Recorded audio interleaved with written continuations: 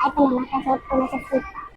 Korang, I found this dinner spot kat Shah Alam yang famous dengan sotong giant dia. Sotong gepuk. Selalu ayam gepuk je kan. So this time I nak try sotong gepuk tempeh. I approve. Okay, now I get why this place called Sotong Besar. Sotong pun lembut je tak liat. Not a big fan of tom yum, but this one rasa creamy and spicy dia mengatasi segalanya. The chicken grill punya marination memang cukup rasa. Lamb grill.